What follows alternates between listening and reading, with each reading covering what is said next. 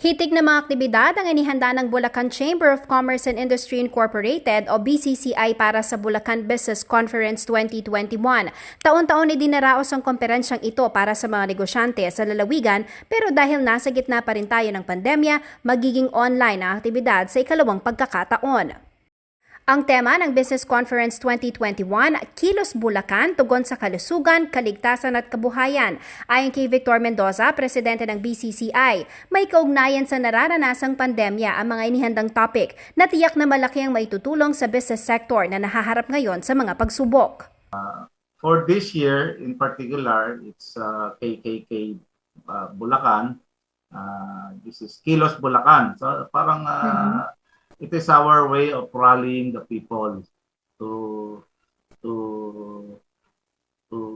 act for their safety, for their health, and of course for their livelihood. Kaya Kilos Bulacan, no? We are enjoining the people to act for their health, safety, and livelihood.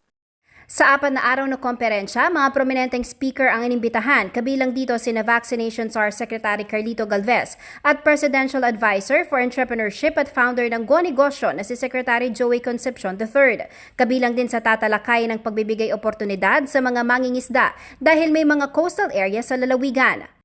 Isa rin sa mahalagang paksa ang packaging development para sa mga food manufacturers na tiyak na makatutulong daw sa kanilang marketability. Dapat daw maging market ready ang mga produkto nila lalo pat papunta sa Bulacan ang development.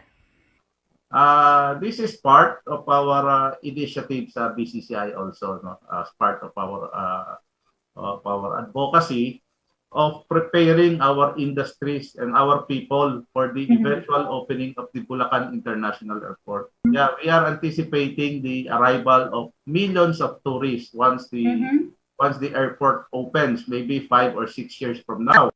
Yes. And this is just the right time to prepare our industries. Kasama rin sa business conference ang Tourism Day at MSME Day. Hindi rin mawawala ang paksa tungkol sa health protocols para sa mga business enterprises, gayon din sa mga empleyado. May mga singing at dance contest din na regular na bahagi ng pagdaraos ng komperensya.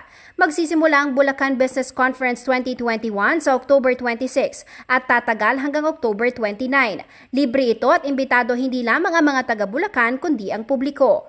All Filipinos or even non-Filipinos here and abroad who can connect to the internet to watch our Bulacan Business Conference 2021. It's a 4-day event, and each day we have a number of speakers to talk on very relevant and important matters. May mensahe namang nais ipaabot ang presidente ng BCCI na si Mendoza sa mga kapwa niya negosyante. Along the way, we will experience hardships, and we have experienced it. Some so hard, others medyo okay lang. But nonetheless, it's part of running an enterprise. Along the way, we will encounter challenges, but there are opportunities as well.